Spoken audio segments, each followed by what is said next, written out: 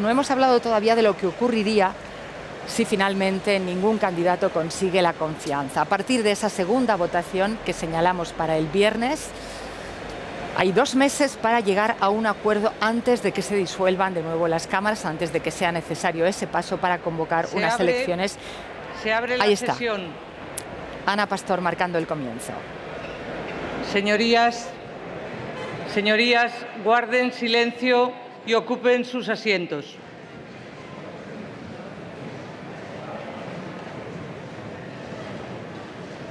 Con carácter previo al examen del orden del día, vamos a proceder al juramento o promesa de acatamiento de la Constitución conforme al artículo 20, 1.3 del Reglamento.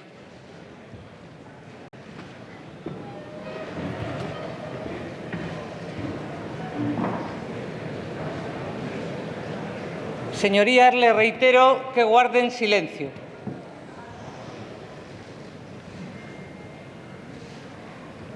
En sustitución de doña María Such Palomares, pregunto a don Ciprià Ciscar Casabán si jura o promete acatar la Constitución. Prometo. En sustitución de don Alejandro Ramírez del Molino Morán, pregunto a don Víctor Valentín Píriz Maya si jura o promete acatar la Constitución. Juro. Don Ciprià Ciscar Casabán y don Víctor Valentín Píriz Maya han adquirido la condición plena de diputados. Enhorabuena, señorías.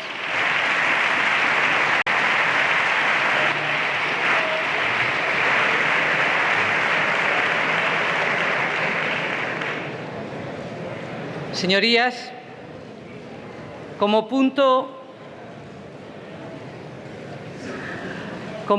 único del orden del día, el debate sobre la investidura del candidato a la presidencia del Gobierno. Por la señora presidenta primera de la Cámara se procede a la lectura de la propuesta de candidato a la presidencia del Gobierno.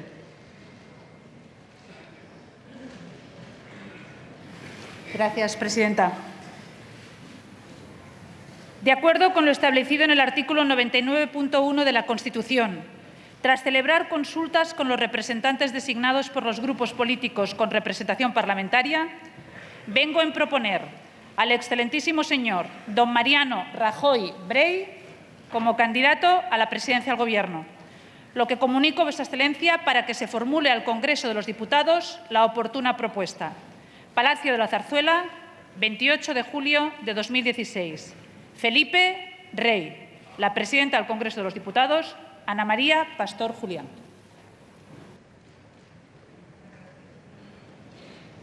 El señor Rajoy Brey, candidato propuesto a la presidencia del Gobierno, tiene la palabra.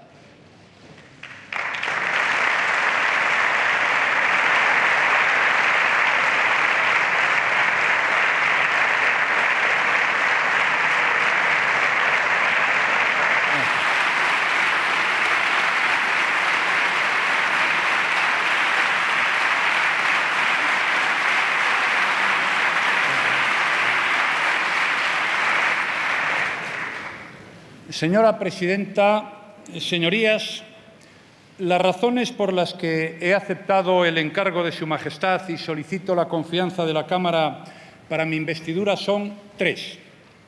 España necesita un Gobierno con urgencia. Los españoles han señalado con claridad su preferencia por el Partido Popular. Y, en tercer lugar, no existe una alternativa razonable. En primer lugar, como digo, España necesita un Gobierno eficaz y lo necesita con urgencia.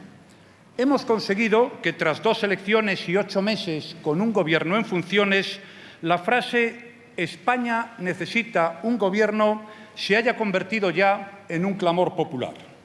No insistiré porque todos ustedes la emplean y la escuchamos todos los días en todos los ámbitos, en los medios de comunicación, en las empresas, en las administraciones locales y autonómicas, entre nuestros vecinos, con nuestros socios europeos, etc. En todas partes, por parte de todos y desde hace tiempo. De hecho, el 1 de marzo de este año, cuando el señor Sánchez se presentó a la investidura en esta Cámara, argumentó en varias ocasiones España necesita con urgencia un Gobierno. Desde entonces han transcurrido casi 6 meses. Afortunadamente tuvimos la previsión de aprobar los presupuestos para este año y afortunadamente también las medidas adoptadas durante la pasada legislatura han permitido que en 2016 continúe el crecimiento económico y la creación de empleo. España es hoy el país de entre los grandes de la Unión Europea que presenta mayor crecimiento económico. Exactamente estamos creciendo a un ritmo que es más del doble de lo que crece el conjunto de la zona euro. Y lo que es más importante, gracias a ese crecimiento de la economía, el empleo en España sigue aumentando a un ritmo de 500.000 de personas al año. Así lo confirman los últimos datos conocidos. Somos el país de Europa donde más empleo se crea. Parece evidente que, pese a las limitaciones del Gobierno en funciones, estamos logrando que la confianza de la economía española supere la incertidumbre política que nos está acompañando durante estos meses. Sin embargo, señorías, todo tiene un límite y esto puede cambiar. De hecho, ya son muchos los avisos que recibimos desde dentro y fuera de España sobre la necesidad de contar con un Gobierno en plenitud de funciones a la mayor celeridad posible. En caso contrario, las cosas se podrían torcer y evolucionar a peor. Y esto es algo que bajo ningún concepto debemos permitir. Los españoles han realizado durante los últimos años un trabajo extraordinario para superar dificultades económicas extremas. Los españoles han protagonizado una historia de éxito que se reconoce y se admira fuera de nuestras fronteras. Han empezado a ver un horizonte de esperanza después de la peor crisis económica que hemos vivido en décadas. Y, por tanto, no sería justo nublar ese horizonte de prosperidad o malograr la recuperación en marcha por culpa de la parálisis política. Además, hay razones urgentes que también nos exigen la pronta formación de un Gobierno. Como saben, España ha negociado recientemente con las autoridades europeas un importante grado de flexibilidad para continuar el proceso de reducción del déficit público, retrasando hasta 2018 el momento en que se nos exige situarlo por debajo del 3% del Producto Interior Bruto. En consecuencia, es inaplazable adoptar las medidas necesarias para conseguir ese objetivo. Para ello, es imprescindible el cumplimiento estricto de los términos del acuerdo con Europa antes del 15 de octubre. Señorías, como he señalado, esta es la tarea más urgente. Las consecuencias de fallar en esta cuestión serían de extrema gravedad. Entre otras, se derivarían sanciones para nuestro país o la pérdida de importantes fuentes de financiación europeas, por no hablar del serio menoscabo de la credibilidad ganada con tanto esfuerzo a lo largo de estos años. Quiero poner especial énfasis en la necesidad de remitir a estas Cortes el proyecto de presupuestos generales del Estado para el año 2017, no solo porque constituyen el elemento central de nuestro compromiso con Europa, sino porque afectan a millones de personas. Les recuerdo que casi 14 millones de españoles perciben algún tipo de prestación pública en nuestro país todos los meses. De los presupuestos dependen esas prestaciones, pero también la financiación de las comunidades autónomas y las corporaciones locales y, por tanto, los servicios sociales que prestan. De los presupuestos dependen también las inversiones, las ofertas de empleo público y tantas otras cuestiones esenciales en la vida de un país.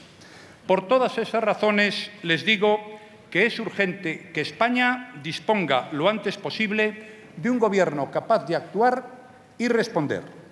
Por eso, y por poner fin a la anomalía democrática que supone la existencia de un Gobierno en funciones durante ya más de 8 meses y 2 procesos electorales.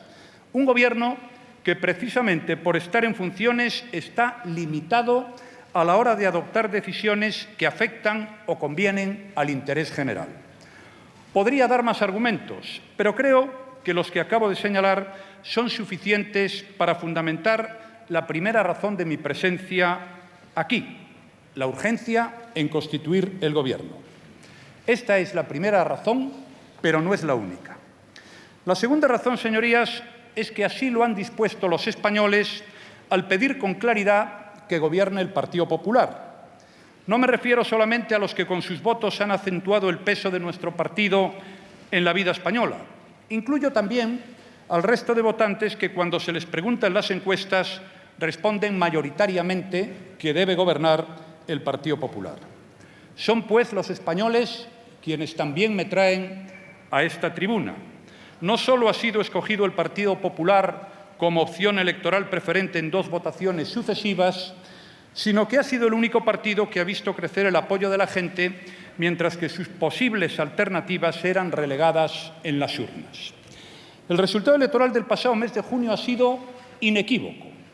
Nunca, salvo en el caso de las mayorías absolutas, ha habido tanta distancia entre el primero y el segundo partido. Señorías, siempre es útil saber con qué mensajes no están de acuerdo los votantes, pero sobre todo importa saber qué es lo que defienden. Pues bien, durante las 2 últimas campañas electorales, algunos de nuestros adversarios no quisieron reconocer nada bueno en lo realizado por mi Gobierno. Si tenemos en cuenta que se condenó insistentemente nuestra labor, nuestros esfuerzos y nuestros resultados, hemos de reconocer que los electores se han fiado más de lo que ven con sus propios ojos que de lo que les cuentan algunos.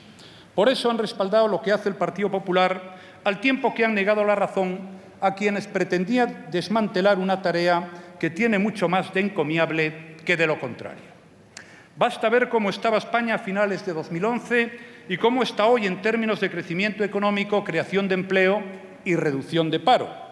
En rigor, los españoles han valorado, como el resto de Europa, la fortaleza de un Gobierno que, en circunstancias muy penosas y en un plazo sorprendentemente breve, ha logrado enderezar la situación, salvar al país de un desastre, situar a España a la cabeza de Europa en crecimiento y abrir el horizonte de bienestar y de empleo que desea la mayoría.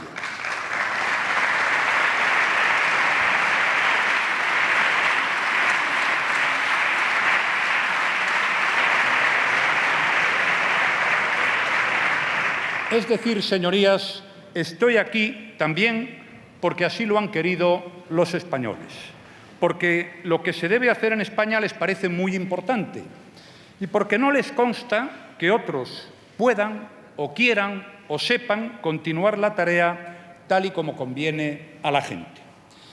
Y, en tercer lugar, estoy aquí porque la alternativa que yo planteo, además de ser la más respetuosa con la voluntad de los españoles, es la más conveniente y razonable. Salvo que alguien pretenda juguetear de nuevo con el interés y la paciencia de los españoles o prefiera repetir las elecciones, la opción que traigo a esta Cámara es la única que parece viable. Las razones son evidentes y no necesito detenerme mucho en ellas. Mi propuesta es la única posibilidad real de que España pueda disfrutar de un Gobierno moderado que no sea una aventura de radicalismo, ineficacia e incertidumbre. Un Gobierno que continúe la tarea emprendida, fomente la actividad económica, anime la inversión, cree empleo y extienda dentro y fuera de España el clima de confianza política y económica que necesitamos.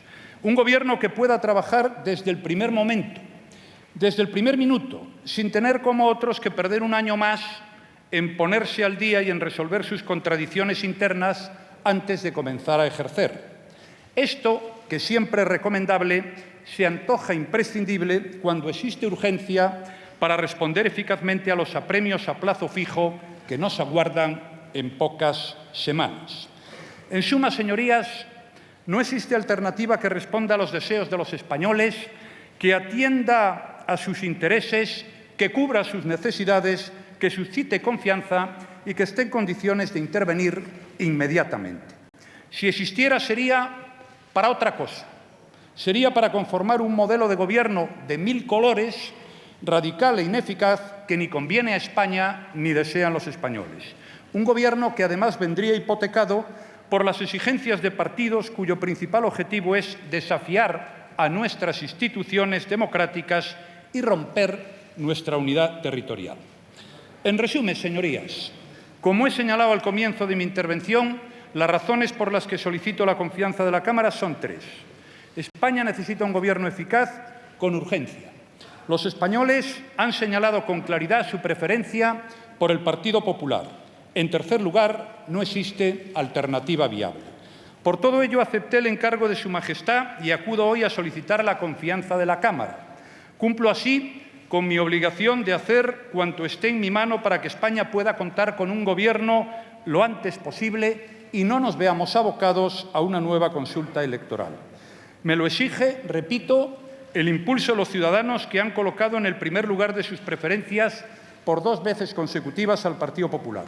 Y me obliga, en fin, que mi propuesta sea la única razonable en las actuales circunstancias. Señorías,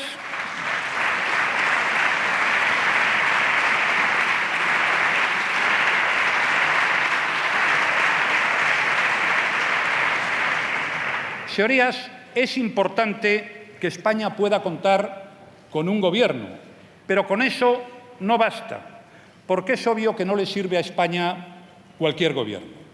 Nos estaríamos engañando, peor aún, engañando a los españoles, si les dejáramos creer que basta con elegir no importa qué Gobierno, sea el que fuere, para resolver la papeleta o, como dicen algunos, para desbloquear la situación.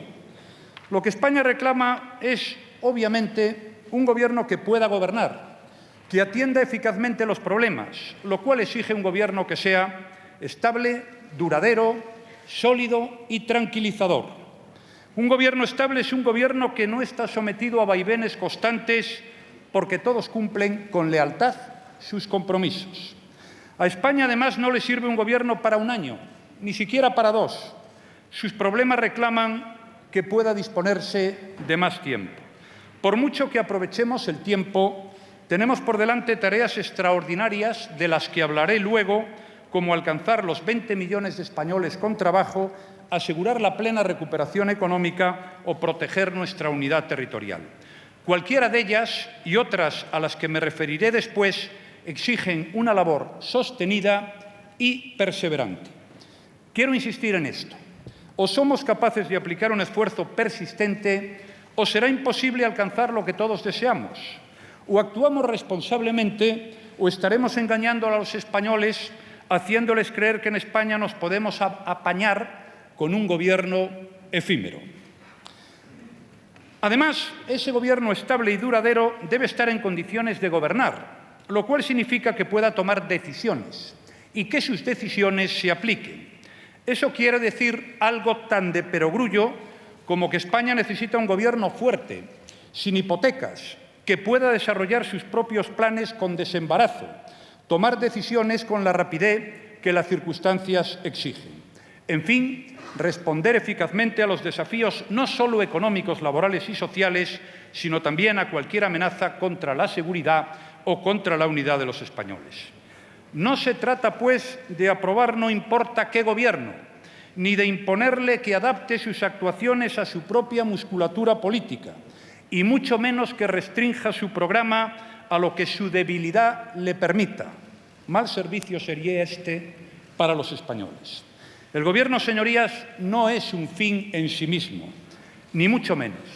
El Gobierno es un instrumento para dar respuesta a los problemas de España. Para eso queremos el Gobierno, para hacer lo que los españoles precisan, y por ello buscamos un instrumento adecuado a las dimensiones de esa tarea.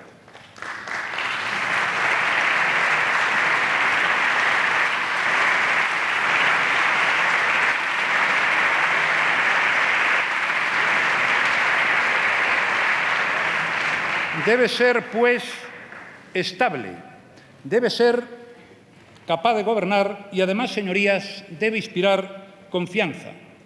Y hacerlo en todas direcciones, porque hemos de tranquilizar a todo el mundo, a los padres, a las personas que aún buscan empleo, a los empresarios, a los inversores, a los pensionistas, a la Unión Europea, a todo el mundo. Porque esa confianza es la que marca el techo y el límite de nuestro desarrollo. Cuanto más alta sepamos situarla, mayor será el ritmo de nuestra recuperación y a la inversa. Cuanto menos sólido o fiable parezca el nuevo Gobierno, peor irán las cosas para España. Necesitamos un Gobierno fiable y previsible en sus decisiones, que no despierte incertidumbres ni recelos, sino al contrario, un Gobierno con el que todos puedan saber a qué atenerse. Urge cerrar el paso a cualquier sombra de duda o de suspicacia sobre la política, la solvencia o la responsabilidad de la nación española. Demasiadas decisiones económicas aguardan cautelosas, pendientes del rumbo que emprendamos, y con ellas otras tantas inversiones de capital, iniciativas empresariales, ofertas de empleo que no quieren arriesgarse hasta desvelar qué pasará en España. Se nos reconocen grandes perspectivas de crecimiento, pero todos sabemos que están ligadas al rumbo actual de la economía española y que son incompatibles con cualquier clase de aventurerismo económico. Nos importa hacer saber al mundo entero que España no solo es muy atractiva, que eso ya lo saben, sino fiable, que es lo que quieren oír. Por último, señorías, España necesita un gobierno basado en acuerdos, porque así lo exigen los resultados electorales y porque nos enfrentamos a desafíos a los que ningún partido político puede hoy responder en solitario. Esto, cuando no se dispone de una mayoría parlamentaria, exige o bien un gobierno de coalición o, cuando menos, alguna clase de acuerdos que eviten una legislatura estéril. Señorías, esta fue la propuesta que yo hice, tanto el 21 de diciembre como el 27 de junio. Un gobierno de amplia base parlamentaria, capaz de hacer, por consenso y con vocación de permanencia, las grandes reformas que necesita España. Un gobierno como los que funcionan en muchos países de Europa y desde hace muchos años. Propuse un acuerdo similar al que rigen las instituciones comunitarias y con el que se está haciendo frente a los populismos antieuropeos surgidos en los últimos tiempos. Propuse ese gobierno nacido de amplios acuerdos desde el primer momento y con total y absoluta convicción, entre otras razones porque creo que es la mejor manera de interpretar la voluntad que los españoles definieron con sus votos.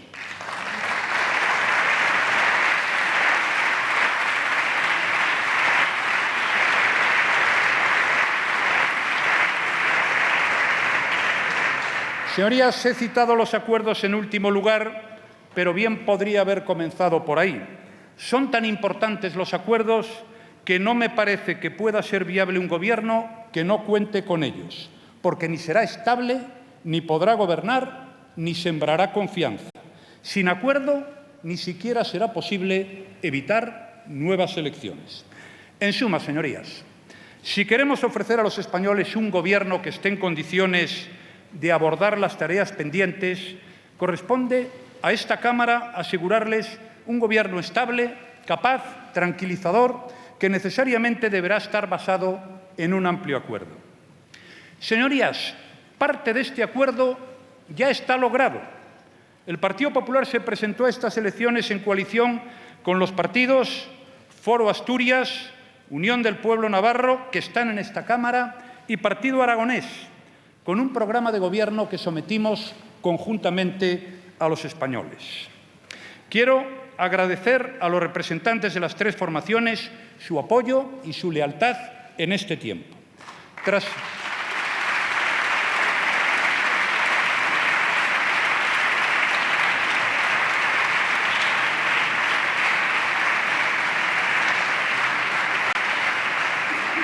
Tras el 26 de junio, hemos avanzado mucho en la buena dirección con Ciudadanos y Coalición Canaria.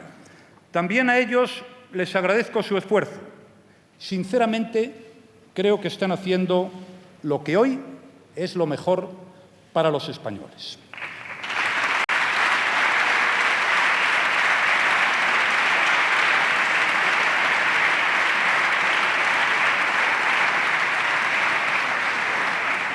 Pues bien, señorías, después de haber puesto en común nuestros distintos planteamientos y de haber encontrado una posición compartida sobre el futuro de nuestro país, estoy en condiciones de someter a la consideración de esta Cámara la siguiente propuesta para España. Nuestro proyecto contiene un objetivo clave, el empleo. Creo que todos estaremos de acuerdo en este punto. Nadie debería dudar hoy de que el empleo es la meta de toda política económica y el presupuesto necesario de cualquier política social. El empleo ha sido siempre mi máxima preocupación y mi máxima prioridad. Cuando asumí por primera vez las responsabilidades como presidente del Gobierno en España en el año 2011, en nuestro país se destruían cada día 1.400 empleos. Hoy, cada día, encuentran trabajo casi 1.600 españoles.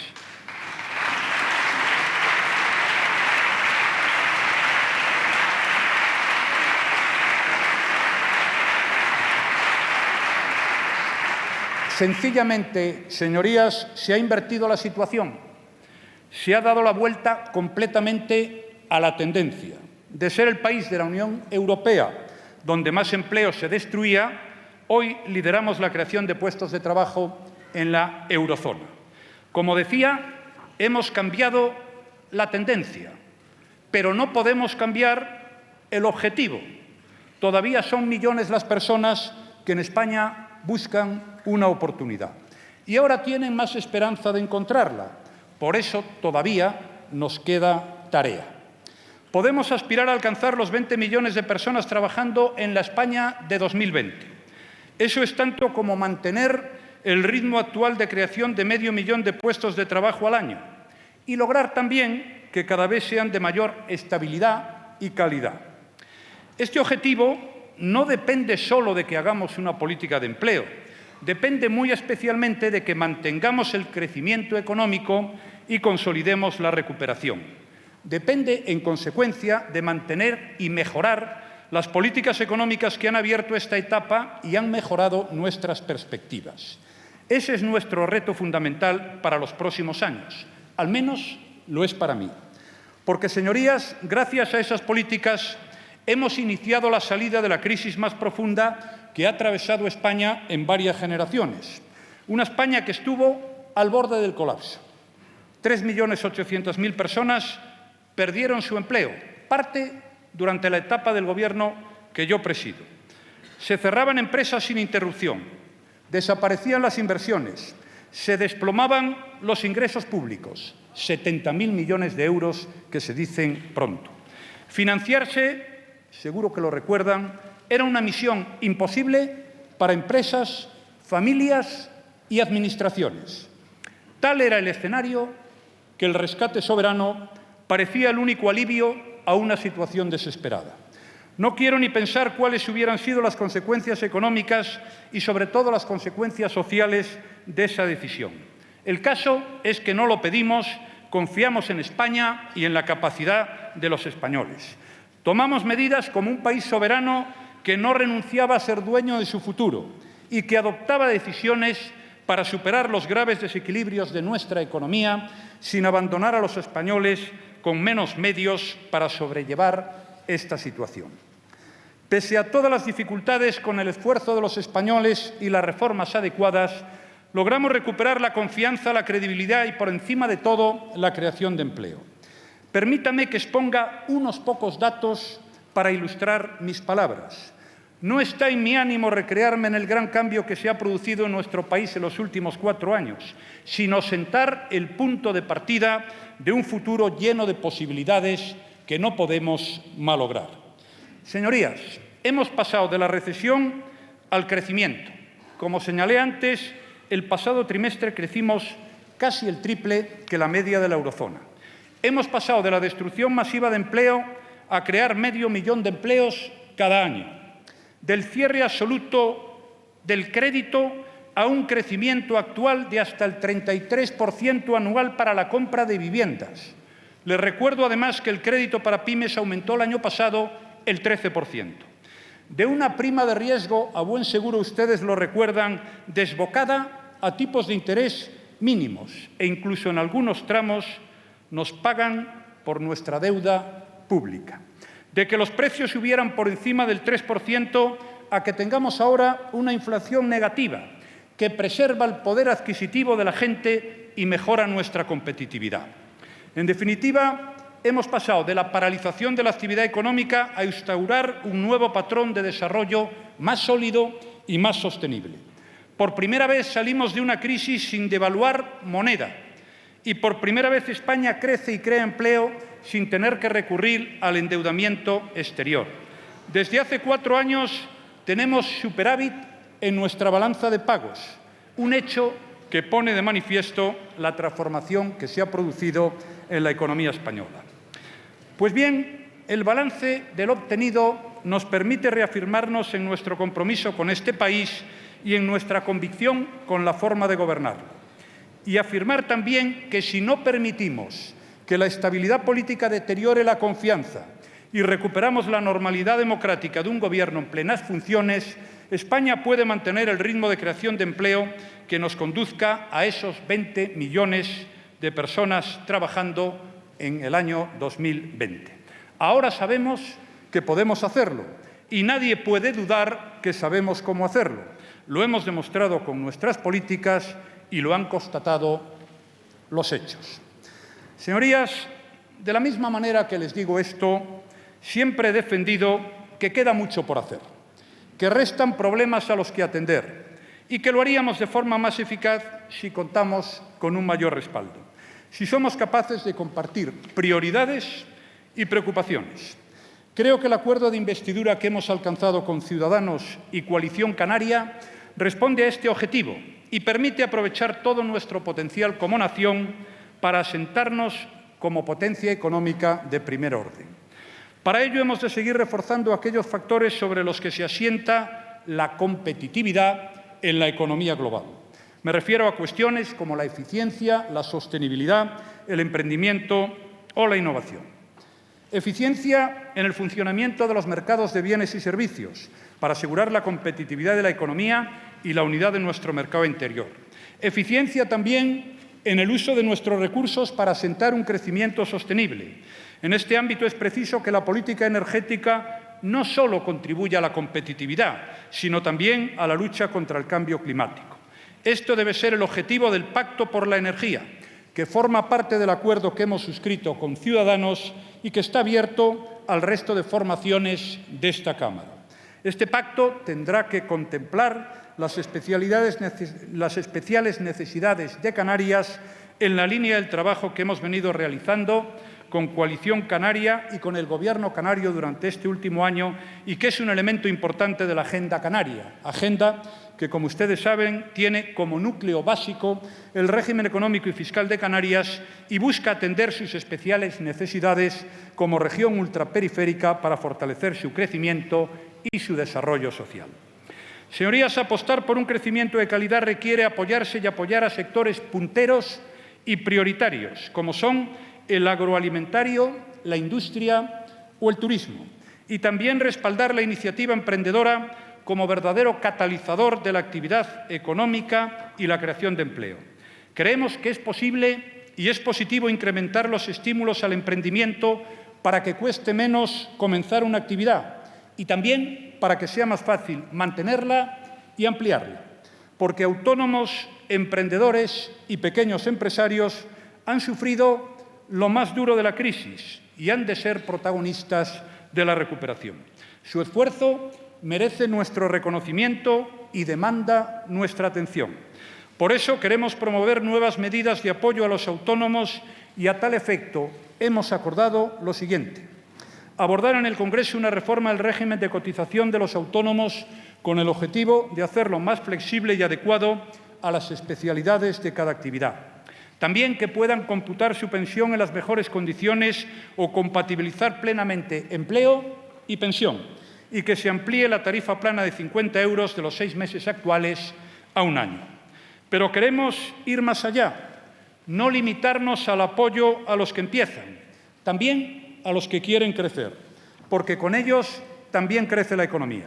Por eso es preciso plantear nuevas medidas que contribuyan al desarrollo empresarial, eliminar escalones regulatorios y evitar cargas normativas que desincentiven el crecimiento de las pymes.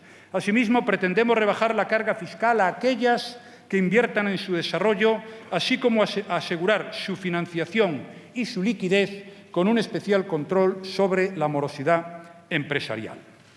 Señorías, la economía transcurre hoy en términos digitales y es preciso adaptarnos a sus condiciones y aprovechar sus oportunidades. Yo les propongo avanzar en la agenda digital de nuestro país para que abarque tanto el desarrollo de nuestras infraestructuras de comunicación, que ya están entre las mejores de Europa, como la mejora de la formación en competencias digitales. Es preciso impulsar la presencia de las pymes en el comercio electrónico o la transformación digital de nuestra industria. Pero también hay que pensar en la economía digital como un sector en sí mismo y facilitar la iniciativa de los emprendedores en este ámbito. Debemos fomentar todas las industrias y servicios de contenidos digitales que serán claves en el futuro. Tenemos que adaptarnos a los cambios tecnológicos, pero también ser capaces de liderarlos, porque la innovación y la investigación son las claves, en definitivas, para un crecimiento sólido y solvente.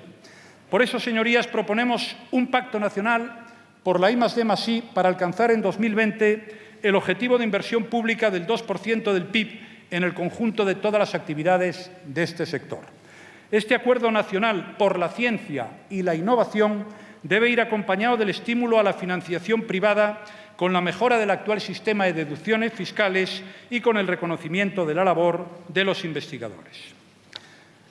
Señorías, es bueno, pues, aumentar el capital físico de nuestra economía mediante la inversión en tecnología, en bienes de equipo, en infraestructuras, en innovación, pero de nada sirve esto si descuidamos la educación de los jóvenes y la formación de los trabajadores. La formación es la clave para que el crecimiento económico se traduzca verdaderamente en empleo y en empleo de calidad. Por eso hemos convenido un plan de choque contra el desempleo que pretende dotar de mayor eficacia las políticas activas de empleo y que impulsará un amplio programa de formación para desempleados, utilizando para ello la modalidad del cheque formación, que permite escoger a cada usuario los cursos más adecuados a sus necesidades. Además, luchar contra el desempleo, que, insisto, ha de ser nuestra prioridad principal para los próximos años, nos obliga a seguir avanzando en la eficiencia y competitividad de nuestro mercado de trabajo, apostar por la flexiseguridad, fomentar la creación de empleo estable y de calidad y facilitar su adaptación al nuevo marco tecnológico y a las nuevas realidades laborales. Sin renunciar a las reformas que nos han permitido cambiar la tendencia en la creación de empleo, planteamos lo siguiente: reducir a 3 las modalidades del contrato de trabajo, introducir mecanismos para reducir la dualidad y fomentar el empleo indefinido, como la ampliación de la exención de cotización a los primeros 500 euros de salario durante 4 años, y crear un fondo de capitalización para los trabajadores en un esquema similar al que rige en países como Austria. Señorías, les he explicado mis propuestas para la mejora del funcionamiento de los mercados, incluido el de trabajo, el apoyo a los emprendedores y el impulso a la formación y la innovación. Pero existen más elementos que determinan la competitividad de un país y un crecimiento de calidad. Me refiero, por ejemplo, al sector público. La gestión del gasto y de los ingresos públicos debe aspirar a la mayor eficiencia posible para repartir los beneficios y cargas de la política fiscal de forma justa y para que apoye al crecimiento. Esta ha sido siempre mi postura y mi política. Señorías, cuando hablamos de gasto público, tenemos que tener siempre muy presente nuestro compromiso de reducir el déficit público por debajo del 3% de acuerdo con el Pacto de Estabilidad y Crecimiento de la Unión Europea. Es una obligación europea y también constitucional, una condición indispensable para permanecer en el euro. Pero es, sobre todo, una convicción, porque no se puede gastar lo que no se tiene. Ya hemos conocido, desgraciadamente, en España las consecuencias de ignorar ese principio. Y así como uno no puede gastar lo que no tiene, no debe malgastar los recursos de los que dispone. Por eso, durante la pasada legislatura, se puso en marcha la Comisión para la Reforma de las Administraciones Públicas, que ha abordado ya importantes modificaciones en su funcionamiento. La intención de mi Gobierno es continuar esa labor con una revisión integral del gasto que ayude a identificar posibles duplicidades y reducir gastos superfluos. Por lo que se refiere a los ingresos públicos, mantengo mi compromiso de seguir rebajando impuestos a los españoles y particularmente el impuesto sobre la renta a medida que el crecimiento económico se fortalezca y cumplamos nuestra senda de consolidación fiscal. Tan pronto como alcancemos nuestro objetivo de reducir el déficit público por debajo del 3%, aprobaremos una rebaja de 2 puntos del tipo del IRPF para que quede fijado entre el 18% en su tramo más bajo y el 43,5% en su tramo superior. También impulsaremos la revisión de otras figuras impositivas para favorecer la inversión y evitar el fraude y la elusión fiscal. Y, además, en el marco de la reforma de la financiación autonómica, tendremos que analizar los ingresos tributarios de su competencia. Señorías, sin duda, esta cuestión, la financiación autonómica, es de vital importancia cuando nos estamos refiriendo a la eficacia del sector público y se justifica ampliamente si tenemos presente el peso de los servicios que prestan las comunidades autónomas: educación, sanidad, dependencia y otros servicios sociales que ustedes conocen tan bien o mejor que yo.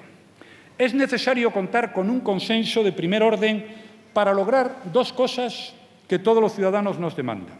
La primera, acceder en condiciones de igualdad al mismo nivel de calidad de los servicios públicos básicos. Y la segunda, garantizar una financiación estable y suficiente de los mismos que los preserven de contingencias como los ciclos electorales, las épocas de abundancia o de recesión económica. Por ello, ofrezco a todos los partidos de esta Cámara y singularmente al Partido Socialista, que al igual que el Partido Popular gobiernan buena parte de las comunidades autónomas, que abramos una negociación para diseñar juntos un modelo estable que preserve la igualdad y la solidaridad de todos los españoles, también a la hora de recibir servicios públicos.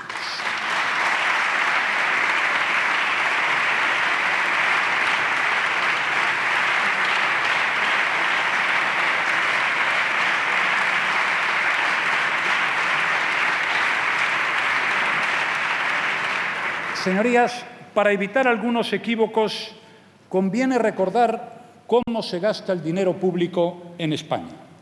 De cada 100 euros que se gasta el Estado, 63 se dedican a gasto social, 63.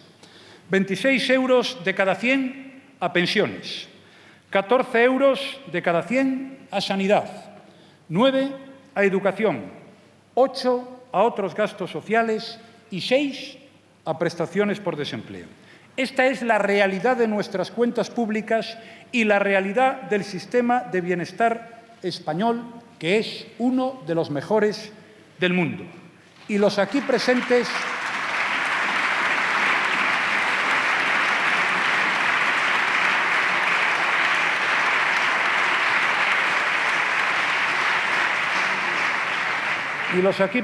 señorías, tenemos la obligación de preservarlo y de mejorarlo. Pensemos especialmente en el sistema de pensiones. Hemos hecho ya esfuerzos en las anteriores legislaturas y a través de distintos gobiernos por mejorar su sostenibilidad. Y hemos tenido que afrontar, muy en particular en los últimos años, las consecuencias de la pérdida de más de 3,5 millones de empleos con sus correspondientes cotizaciones sociales en los peores momentos de la crisis. Mientras, el número de pensionistas ha alcanzado máximos históricos, cerca de 9,5 millones, y la cuantía de las pensiones también. Hemos garantizado su actualización y las hemos mejorado con un complemento adicional a la maternidad. Nunca en la historia de España el presupuesto en pensiones había superado los 130.000 millones de euros. Señorías, les propongo abrir el diálogo sobre el tema más importante que tenemos entre manos, el diálogo para fortalecer el sistema público de pensiones con el objetivo de dar tranquilidad a los pensionistas presentes y futuros. Y les anuncio que, si recibo su confianza como presidente del Gobierno, propondré la convocatoria inmediata del Pacto de Toledo para acometer esa tarea.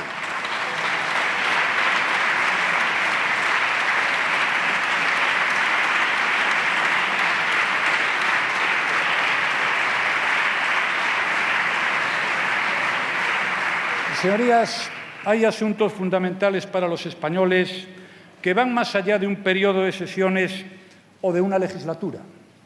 Las pensiones es uno de ellos, es uno de los grandes asuntos de Estado y, en consecuencia, debemos abordarlo como exige, con responsabilidad y altura de miras. Lo mismo podemos decir de la educación. Mi voluntad como presidente del Gobierno será abrir un diálogo con todas las fuerzas políticas para lograr un pacto nacional por la educación. Un acuerdo que puede y debe extenderse a todos los niveles, desde la educación primaria hasta la propia universidad. Les estoy planteando un pacto que dote al sistema educativo de la estabilidad necesaria y que se centre en la adquisición de competencias y la mejora de resultados, para centrarse en la generación de oportunidades y en que todos puedan acceder a ellas en igualdad de condiciones. Nada más.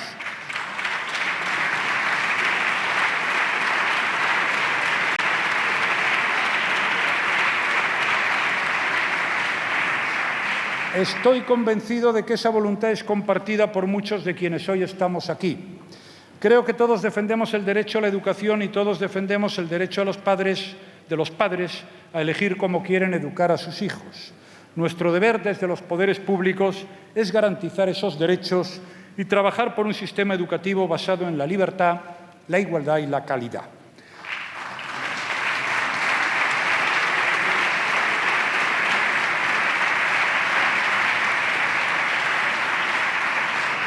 Ello nos exige garantizar el acceso al sistema educativo reforzando la política de becas, asegurar la atención a las necesidades específicas de los alumnos, luchar contra el abandono y el fracaso escolares y favorecer la convivencia en las aulas. Señorías, soy muy consciente de que no es posible plantear una mejora de nuestro sistema educativo sin contar con una pieza fundamental del mismo como son los profesores. Pensando en ellos, queremos aprobar el Estatuto del Personal Docente que mejore el acceso y el desarrollo de su carrera profesional. En esta tarea no empezamos de cero, ya que en la última etapa de Gobierno hemos elaborado el Libro Blanco de la Función Docente, que servirá de base para mejorar la regulación de los derechos de los profesores. Del mismo modo, también hemos hecho una apuesta decidida por la mejora y dignificación de la formación profesional mediante la implantación en España de la formación profesional dual, que permite a los jóvenes compatibilizar el aprendizaje con un empleo. Nuestro objetivo en los próximos años ha de ser la creación de 100.000 plazas en este sistema. También debemos acordar a nivel nacional las medidas precisas para fortalecer la Universidad Española, mejorar su gobernanza, su financiación y su dinamismo. El objetivo es una universidad moderna, con calidad y de excelencia, que atienda tanto a la equidad como al esfuerzo de los estudiantes y ofrezca un marco adecuado para el desarrollo de la carrera docente y la investigación. Podría hablar, señoras y señores diputados, de muchas otras cuestiones, todas importantes, cuando hablamos del bienestar de los españoles y nuestro sistema de protección social. Pero quiero destacar entre ellas la lucha contra la peor forma de desigualdad, que es la violencia de género. Les propongo alcanzar un gran pacto contra esta violencia que se ejerce sobre las mujeres. Un acuerdo que involucre a todos los partidos, todas las administraciones, a todas las entidades concernidas y que implique a toda la sociedad para que juntos ofrezcamos una salida y una oportunidad a las víctimas.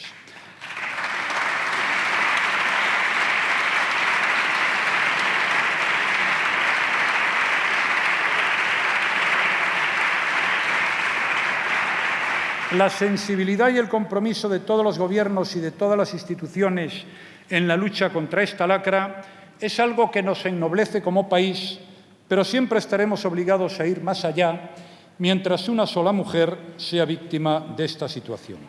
Hoy, por ejemplo, cuentan con asistencia jurídica gratuita durante todo el proceso que se abre desde el momento en que piden ayuda por primera vez y también tienen la tranquilidad de que ni un solo maltratador ha obtenido un indulto de mi Gobierno, pero aún quedan muchas cosas por hacer.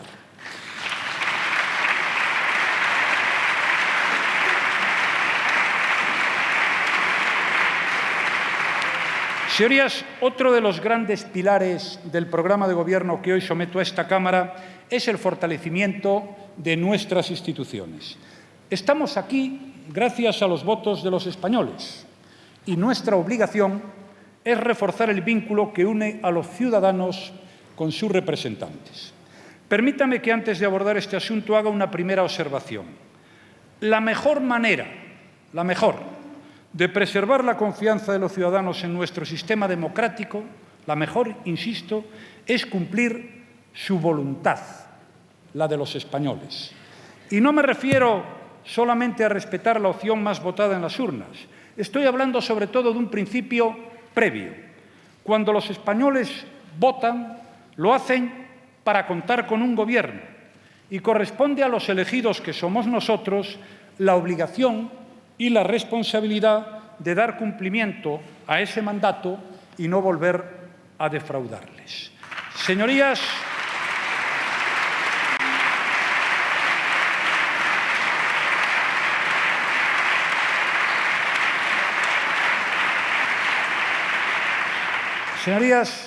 difícilmente se me ocurre un mayor daño a la democracia española que decir a los ciudadanos que su voto ha sido inútil en 2 ocasiones y tener que repetir las elecciones generales por tercera vez.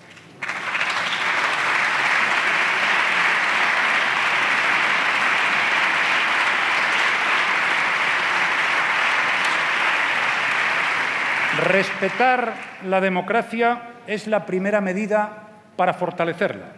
A partir de ahí, todas las iniciativas que se puedan adoptar para aumentar realmente la confianza de los españoles en las instituciones contarán con nuestro respaldo. La corrupción se persigue hoy más que nunca y los castigos son los más elevados que se han conocido. Nuestro país es más transparente.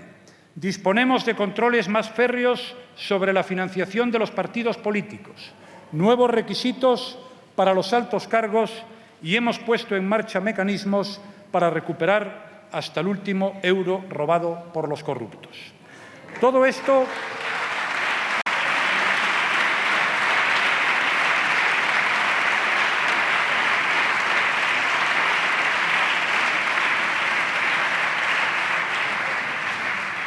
se ha hecho ya, pero en este campo la tarea nunca se puede dar por concluida. Por eso hemos incorporado en el acuerdo de investidura con Ciudadanos un conjunto de medidas que vienen a reforzar aún más la exigencia y la ejemplaridad en la vida pública. La lucha por la regeneración debe ser un objetivo que nos vincule a todos y contenga compromisos concretos como la negativa a conceder indultos a los condenados por corrupción, de la misma manera que no se conceden tampoco a los delitos de violencia doméstica o terrorismo. Propongo también una regulación de los lobbies que salvaguarde la defensa del interés público en todo momento por encima de cualquier otra consideración. Reforzar la prevención frente a la corrupción en la contratación pública y en la concesión de subvenciones. Un mayor control y obligaciones de transparencia en los partidos políticos. Aunque, señorías, a nadie se nos escapa que estas propuestas solo serán verdaderamente útiles y efectivas si obtienen el compromiso de todas las fuerzas políticas. En otro orden de cosas, el Partido Popular y Ciudadanos hemos pactado también una ambiciosa agenda de reformas institucionales. Somos conscientes de que para salir adelante la mayoría de ellas precisan de unos apoyos muy superiores en números a los que ambos partidos representamos.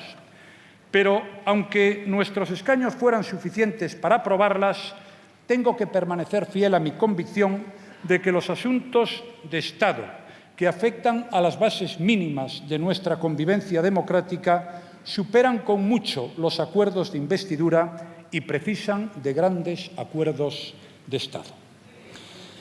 Señorías,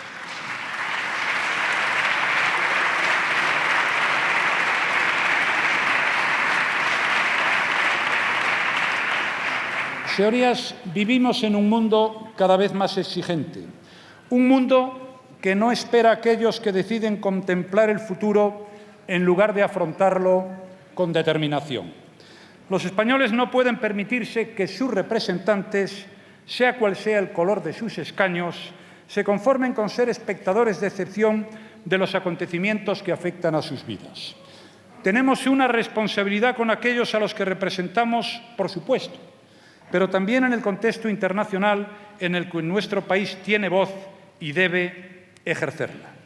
Señorías, permítanme reafirmar hoy el compromiso de este Parlamento y de la nación a la que representa con el proyecto europeo y mi firme voluntad, espero que compartida por la inmensa mayoría de ustedes, de seguir participando en su consolidación. La política europea es un ámbito donde de nuevo quiero proponer un amplio acuerdo para consensuar la actuación del Gobierno de España durante la próxima legislatura. Europa se encuentra hoy frente a varios desafíos capitales. El primero, sin duda, es superar la crisis surgida de la decisión británica de abandonar la Unión. En segundo lugar, lograr un crecimiento económico que posibilite la creación de empleo. También la necesidad de alcanzar una política migratoria común, sostenible y solidaria. Y, por último, fortalecer nuestra cooperación frente a aquellos que amenazan nuestras libertades, singularmente el terrorismo yihadista. En todas estas cuestiones, España puede y debe aportar su rotunda vocación europeísta y sus experiencias de éxito. España, insisto, tiene mucho que aportar al futuro de la Unión y sería lamentable que por la ausencia de un Gobierno con amplio respaldo no pudiera ocupar en estas materias una posición de liderazgo. Señorías, nuestra plena integración en Europa ha sido un factor de riqueza y prosperidad indiscutible. Les recuerdo que España es el cuarto país del mundo donde más ha crecido la renta per cápita en los últimos 40 años.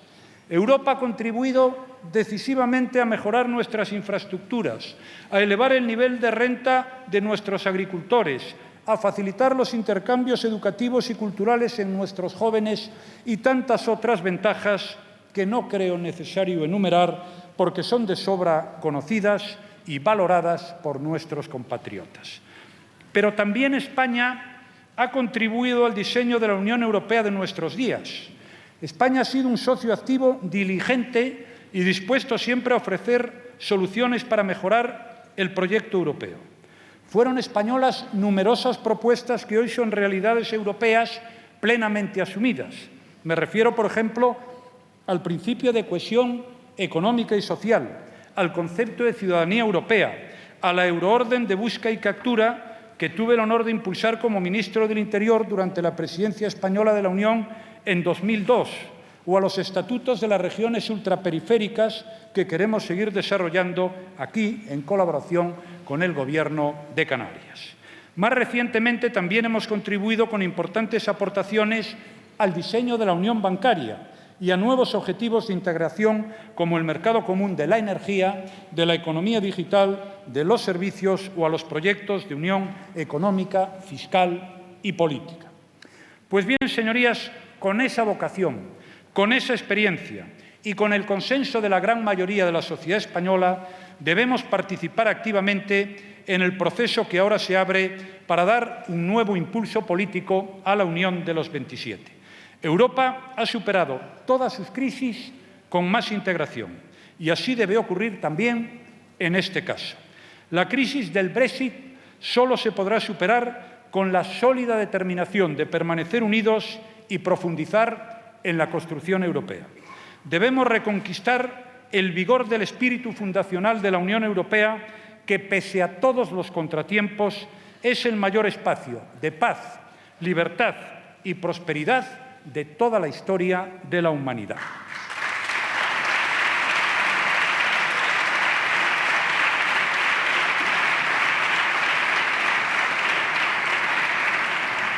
Tenemos que responder a las expectativas de nuestros ciudadanos que deben encontrar en la Unión la garantía de su seguridad, su prosperidad y su esperanza de un futuro mejor, sobre todo en beneficio de los jóvenes. Creo que este objetivo es ampliamente compartido por esta Cámara y por ello me comprometo a hacer los esfuerzos necesarios para mantener y reforzar el consenso que siempre ha presidido la política europea, independientemente del signo político de los distintos gobiernos. Y de la misma manera, señorías, no tengo ninguna duda de que la política exterior exige una necesaria visión de Estado y un consenso sincero para desarrollarla.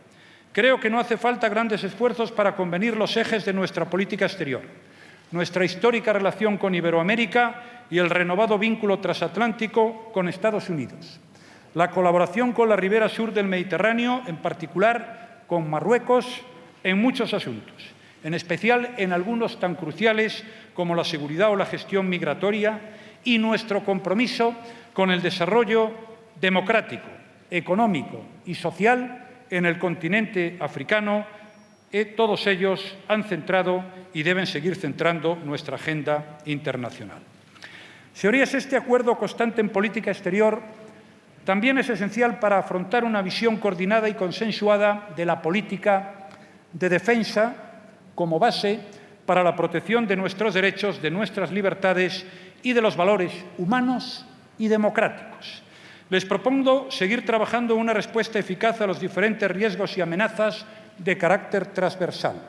Considero esencial para ello mantener un papel activo de España en la OTAN y mantener nuestros compromisos con la política común de seguridad y defensa de la Unión Europea, asumiendo las responsabilidades internacionales acordadas con nuestros socios y aliados para garantizar la seguridad y promover la paz y la estabilidad. En este ámbito resulta esencial el agradecimiento lleno de orgullo a todos nuestros compatriotas desplegados en el exterior por su labor a favor de la seguridad, la estabilidad y la paz.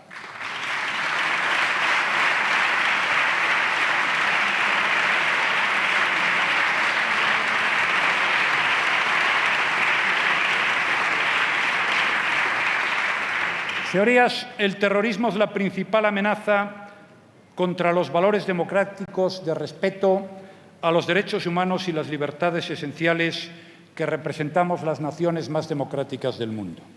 Yo les propongo continuar impulsando una estrategia integral y global contra el terrorismo, persiguiendo a los terroristas y sus colaboradores donde se encuentren, denunciando y persiguiendo cualquier acto de enaltecimiento u homenaje a los terroristas e impidiendo con todos los medios posibles la propagación y difusión de su ideario y la radicalización violenta. Una estrategia global que nos implique a todos, como la recogida en el vigente Pacto contra el Terrorismo Yihadista. Me comprometo a que este pacto sea el canal de comunicación entre el Gobierno y el conjunto de las fuerzas políticas y la vía de información de los acontecimientos y avances que se produzcan en este área. Que sea también el foro de reflexión sobre las futuras medidas que debamos adoptar y, sobre todo, el reflejo permanente de la unidad de los demócratas en la defensa de la vida y la seguridad de los ciudadanos como garantía del pleno desarrollo de los derechos y de las libertades de los españoles.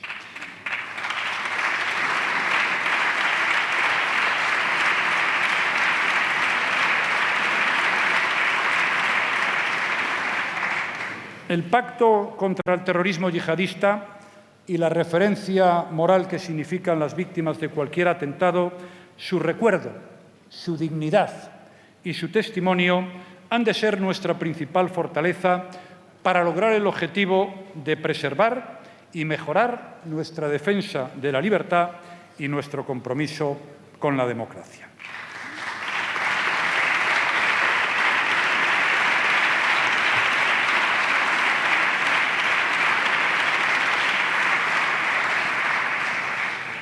Señora presidenta, señoras y señores diputados, acabo de exponerles los ejes fundamentales del proyecto político para España que presento a esta investidura y que cuenta ya, como saben, con un amplio apoyo parlamentario.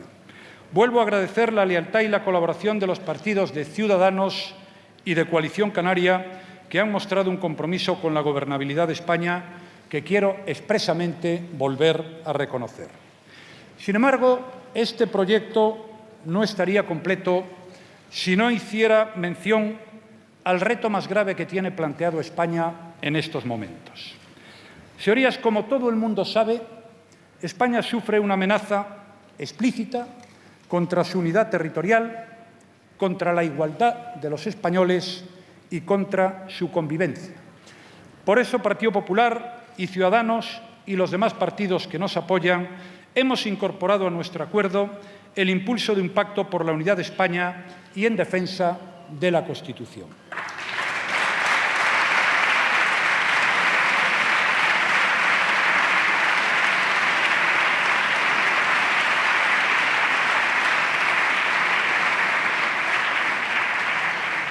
Señorías, el desafío que paradójica y abusivamente se plantea desde las instituciones autonómicas de Cataluña de ninguna manera se puede atribuir a los catalanes en su conjunto.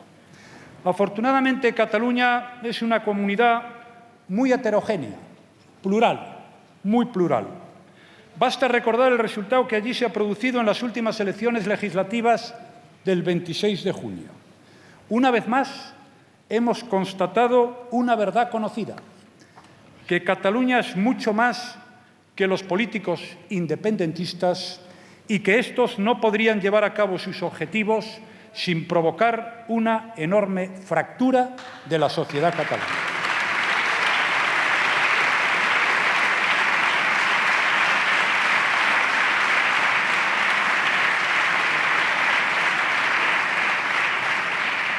No se me malinterprete, no digo que rechazamos la independencia porque la reclamen pocos. Digo que su pretexto, su excusa más fuerte, esa supuesta ansia popular insatisfecha y desatendida, carece de fundamento.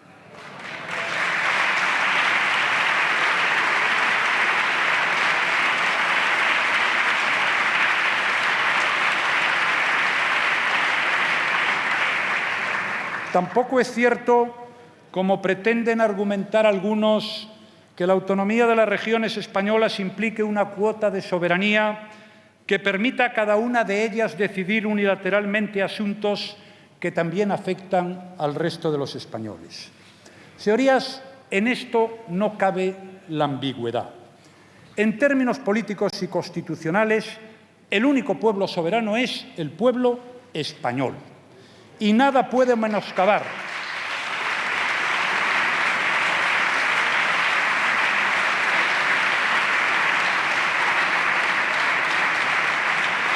Señorías, nada puede menoscabar ese fundamento sobre el que se basa todo nuestro sistema democrático. El pueblo español en su conjunto es el único soberano. Por eso, cualquiera de sus señorías, cualquiera, representa tanto a los españoles de Cádiz como a los de Valencia. Se nos elige para representar a la soberanía completa. Y esto que digo yo ahora no lo hemos inventado esta tarde. Esto es así desde el día de San José de 1812, hace 200 años, cuando sí, claro, y ustedes lo saben, cuando por primera vez en España el mando supremo, el poder de legislar, es decir, la soberanía que hasta entonces correspondía exclusivamente al monarca, fue asumida por los españoles, que dejaron de ser súbditos y se convirtieron en ciudadanos.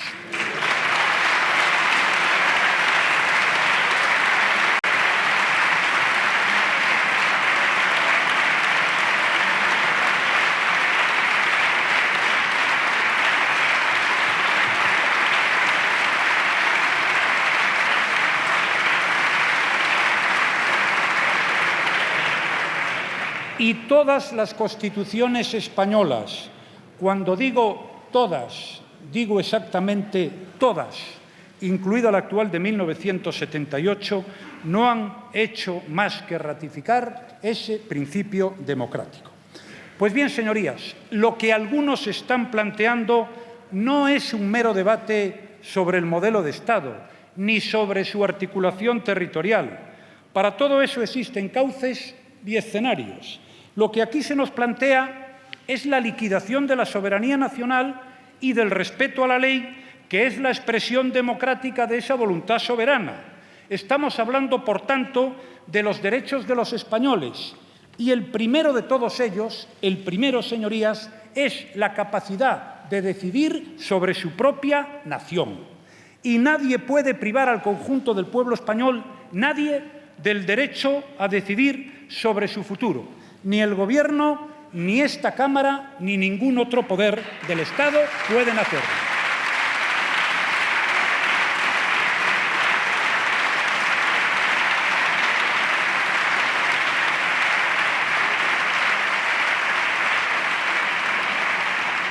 En suma, señorías, nuestra primera obligación, la del Gobierno la de estas Cortes Generales y la de todos los miembros de estas Cortes Generales es preservar la soberanía nacional y con ella la unidad de España, la igualdad de los españoles y sus derechos fundamentales.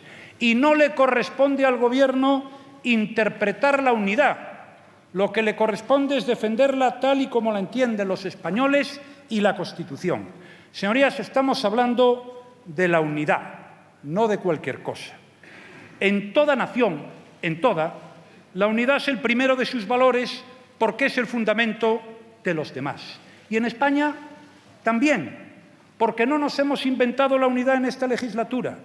Los españoles llevamos formando parte de la misma nación, la más antigua de Europa, desde hace siglos, en los que hemos compartido nuestra historia, nuestra cultura, nuestros éxitos y nuestros fracasos, mezclando nuestras sangres y nuestros destinos.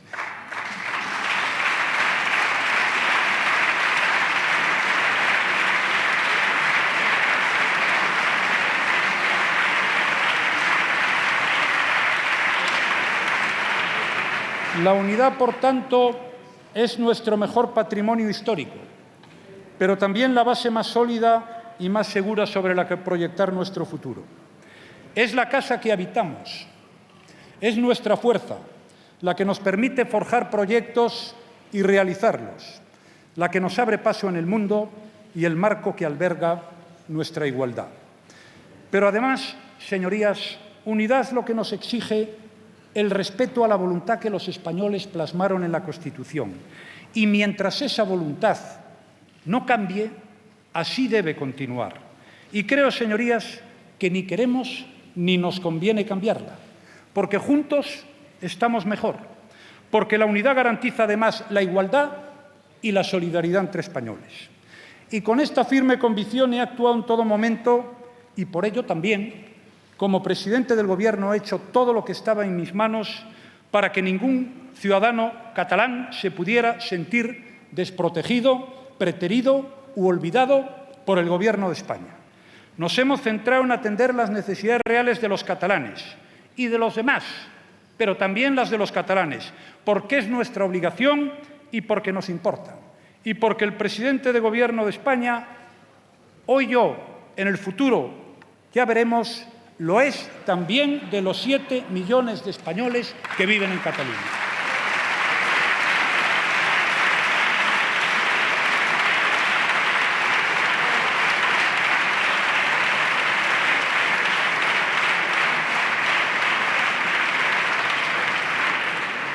Señorías, durante la última legislatura, mi Gobierno ha mantenido una total disposición al diálogo y a la cooperación con la Generalitat.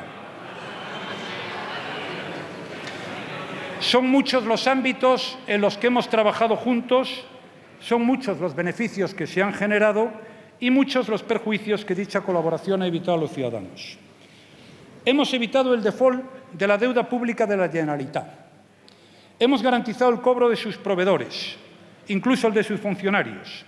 Y hoy el Gobierno de España sigue facilitando mecanismos de liquidez financiera muy ventajosos para la Administración autonómica, porque somos iguales y porque somos solidarios todos los españoles entre nosotros.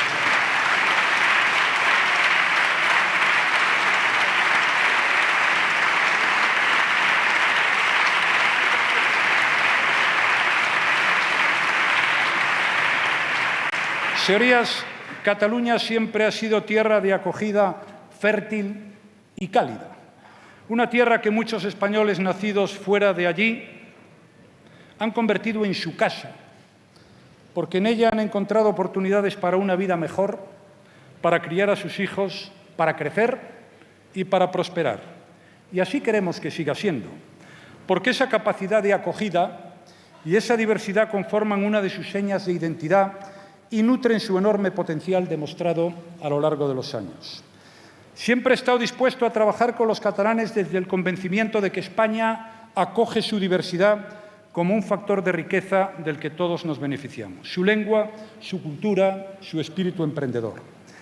Siempre he estado dispuesto también a buscar fórmulas que acomoden mejor la necesaria solidaridad interregional. Una unión más justa y más equilibrada es sin duda una unión más sólida y más duraderas. Pero insisto, el primer requisito para que nadie se llame a engaño, para cualquier solución justa, es el respeto a la legalidad y a los derechos de todos los españoles.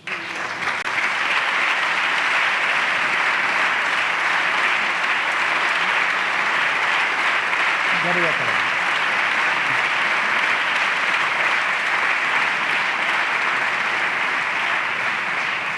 Señorías, esta es la España unida, próspera y solidaria que quiero y para la que solicito el voto de investidura de la Cámara. El caso es que, como todo el mundo sabe, yo solo no puedo dar a los españoles lo que yo creo que necesitan. Y los electores han dispuesto que el Partido Popular gane las elecciones, pero no le han otorgado los votos suficientes para formar un gobierno en solitario. Como es sabido, acudo a esta investidura después de haber dialogado con todos los grupos que se reúnen en esta Cámara. He conocido la opinión de todos ellos, del mismo que todos ellos conocen la mía. He ofrecido un proyecto abierto al que me parece que merece la pena sumarse y que podemos enriquecer mediante el acuerdo. Un proyecto en el que caben todos los que defiendan los principios que recoge nuestra Constitución, las normas básicas de nuestra convivencia.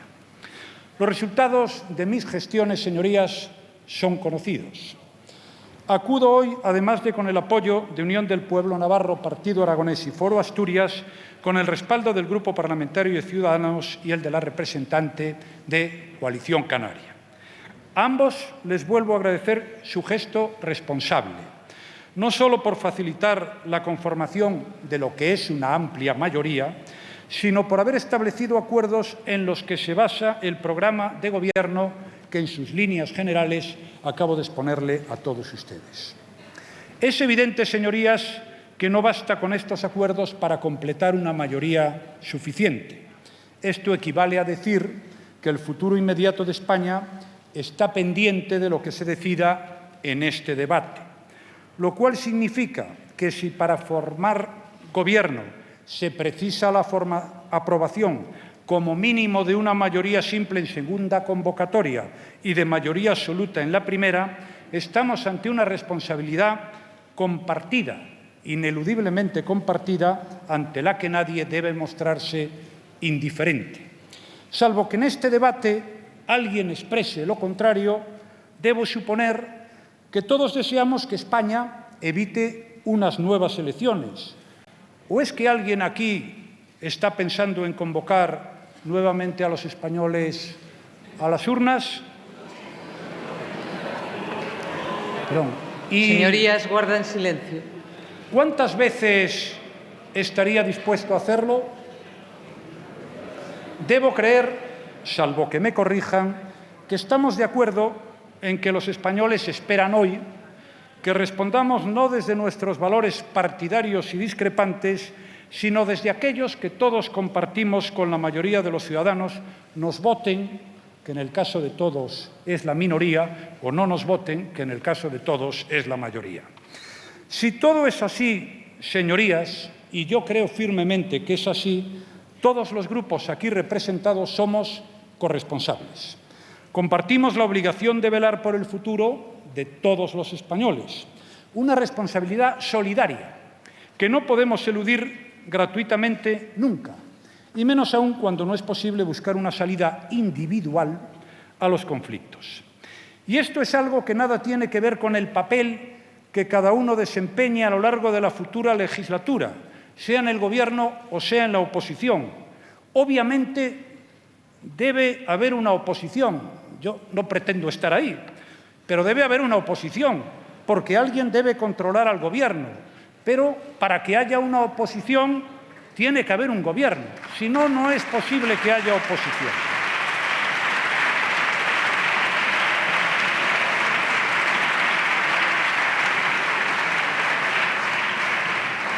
Señorías, y como este Gobierno no vendrá solo, pues es evidente que o colaboramos para crearlo o no podrá haber Gobierno ni oposición.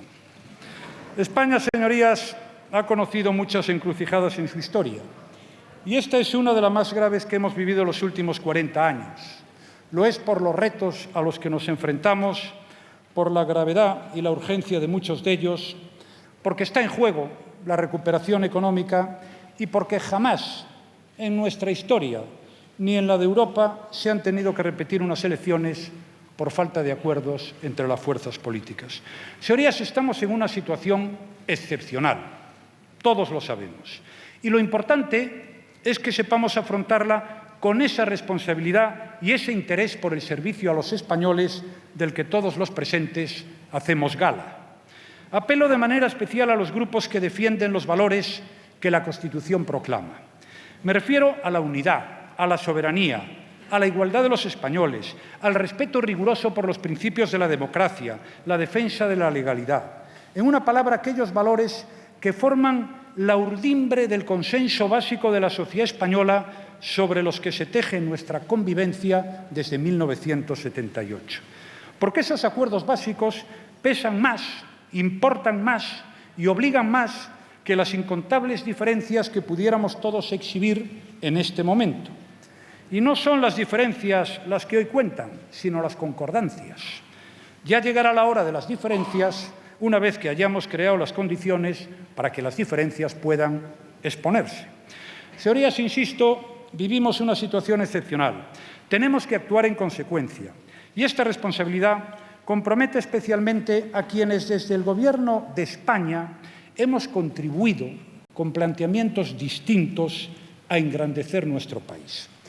Lo que España entera quiere es que seamos capaces de articular el Gobierno que la magnitud de los problemas reclama. Si no lo hacemos, dado que podemos hacerlo y dado que no existe alternativa viable, será exclusivamente porque nos falte la voluntad. Lo que las circunstancias reclaman en este momento es que nos pongamos todos al servicio del consenso, que es tanto como decir al servicio de los españoles.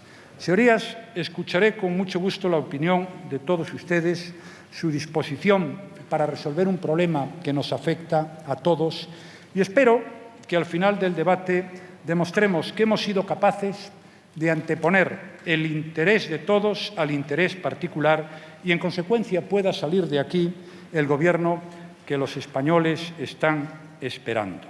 En cualquier caso, quiero agradecer la atención y el respeto con el que me han escuchado. Se lo agradezco como lo siento.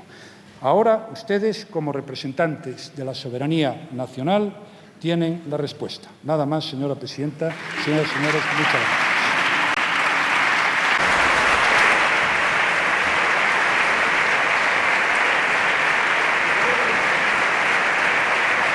Pues una hora larga durante